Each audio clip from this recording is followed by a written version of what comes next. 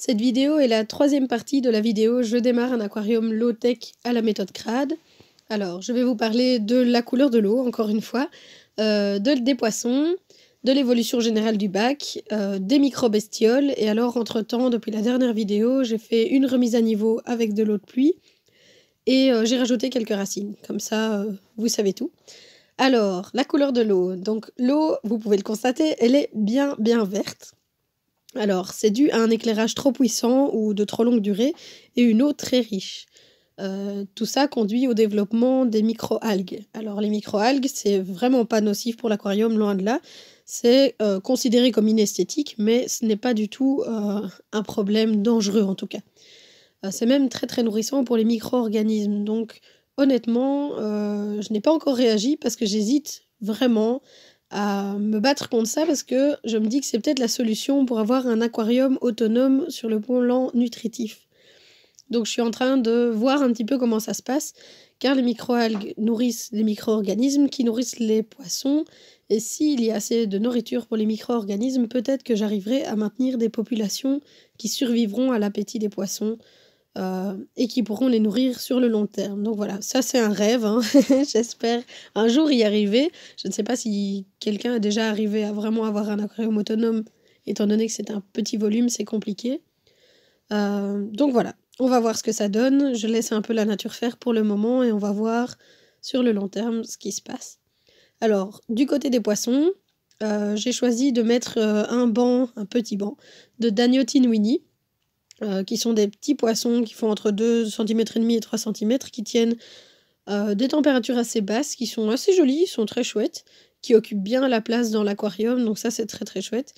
Et les fameux Elasoma que j'ai fini par trouver. Malheureusement, j'ai 2 mâles et 2 femelles au lieu d'un harem composé de 1 mâle et 3 femelles, suite à une très grande impatience du vendeur. Faut dire aussi que je suis arrivée très tard au magasin. Donc voilà, on va voir un peu comment ça se passe. Si les 2 mâles sont vraiment territoriaux, si ça pose vraiment un problème, je trouverai un autre aquarium dans lequel en mettre un des deux. Donc ça ne posera pas vraiment de problème, mais c'est un peu embêtant. Alors voilà, donc ce sont des très chouettes poissons pour le low-tech, les Elasoma, car ils supportent des températures très basses, donc de 10 à 30 degrés. Donc c'est vraiment un écart assez large. Donc au niveau température ambiante, il n'y a pas de souci. Et même leur reproduction se fait dans des températures assez basses. Ils sont très timides, attention, donc il faut vraiment, si vous les faites cohabiter avec d'autres poissons, il faut vraiment des poissons très calmes. Donc les Tinwini, ils sont un peu vifs, mais par contre ils s'occupent de leurs affaires, ils nagent dans leur coin, ils ne vont jamais près des Elasoma, donc c'est vraiment, ils occupent 2 parties différentes de l'aquarium et ils ont 2 comportements très différents, donc ils ne se marchent pas du tout sur les pieds. Donc ça c'est très chouette à voir évoluer. Alors, les Elasoma, ils sont vraiment magnifiques, mais ils sont tout à fait impossibles à filmer pour le moment, car ils sont trop timides. J'ai quelques images, mais j'ai surtout de quoi faire un bêtisier de vidéos ratées d'Elasoma. Donc, on va attendre encore un peu pour avoir de vraies belles vidéos.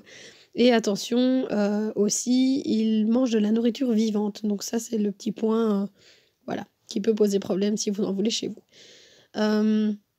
J'ai aussi 2 petites palourdes qui sont arrivées il y a une semaine à peu près, qui se sont enfouies dans le sable et qui participent aussi à la filtration de l'aquarium. Donc les palourdes filtrent l'eau en aspirant, donc elles s'enfouissent et laissent des petits tuyaux comme ça qui dépassent du sol, et elles s'enfouissent et elles filtrent l'eau au fur et à mesure, et elles rejettent aussi certains déchets. Donc voilà, c'est très chouette, elles font partie de l'écosystème maintenant. J'espère qu'elles vont se plaire bien là où elles sont. La vie a explosé juste après la dernière vidéo, donc je vous avais déjà montré, il y avait plein de bestioles qui grouillaient sur les vitres, et ces bestioles ont commencé à nager en nage libre, en pleine eau, juste avant l'arrivée des poissons. Forcément, vous vous doutez bien que les poissons ont été très contents de les trouver là, et donc il n'en reste plus beaucoup. Mais par contre, il y a une 2e génération de ces petites bestioles sur la vitre, de nouveau. Et alors, ce qui est assez comique, c'est que maintenant que l'eau grouille de microalgues, eh ben, mes micro-bestioles sont vertes. Donc c'est bien la preuve que les microalgues font partie de tout l'écosystème et nourrissent activement, on va dire, les bestioles. Donc voilà, comme je l'ai dit, j'hésite vraiment à m'en débarrasser. On va voir un peu ce que ça donne. Je pense avoir des paramécies aussi, je suis presque sûre que ça en est. Et alors, la bonne nouvelle, c'est que les paramécies n'ont pas du tout l'air de disparaître depuis l'introduction des poissons, et bien au contraire, elles continuent à se multiplier à assez grande échelle. Donc ça grouille un peu partout au niveau du sol et au niveau des débris qui traînent dans l'aquarium. Donc ça, je suis vraiment contente parce que les paramécies, c'est une chouette source de nourriture pour les alevins et pour les poissons à toute petite bouche. A priori, mes élasoma et les dagneaux mangent aussi volontiers les paramécies. Donc ce sont des très bonnes nouvelles. Donc voilà, l'aquarium se porte vraiment bien, il va de surprise en surprise, donc une explosion de microfaune et puis une explosion de microflore. Donc c'est vraiment chouette, c'est vraiment super passionnant, je suis très très contente de son développement. Bon, forcément l'eau ne se clarifie pas hein, pour le moment, ça c'est très clair. On va voir ce que ça donne, c'est la première fois que j'ai de l'eau verte comme ça dans un aquarium spontanément. J'ai plutôt tendance moi à rajouter de l'eau verte d'habitude et ça se fait manger dans les 2-3 jours et ça ne prend pas dans mes autres aquariums. Ici, ça a pris tout seul. Donc, on va voir un peu ce que ça donne. Je suis très curieuse.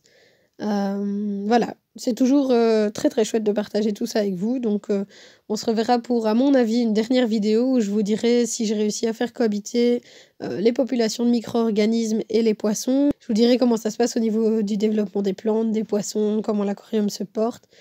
Ah oui, une toute petite précision aussi, vous avez pu voir dans certaines vidéos que j'ai rajouté un petit chauffage qui fonctionne par intermittence, c'est car les poissons, même si en théorie ils tiennent de températures très basses, a priori en animalerie ou chez l'éleveur, ils n'en ont jamais rencontré. Donc même ici, chez moi, les poissons sont à 15 degrés, mais ils ont voilà, ils se sont acclimatés petit à petit avec le passage de l'été à l'hiver, ils sont descendus petit à petit. Ici, les poissons, je peux pas les prendre et les mettre à 15 degrés tout de suite, en sachant qu'ils ont sûrement connu des températures de 22, 23, 24, peut-être même 25 degrés depuis le début de leur vie, donc je les habitue petit à petit à des températures plus fraîches. Ben voilà, donc dans la prochaine vidéo, on se retrouve et je vous montre l'évolution du bac et ce qui devient, et ce sera probablement la dernière, sauf s'il se passe quelque chose d'inattendu entre-temps, évidemment.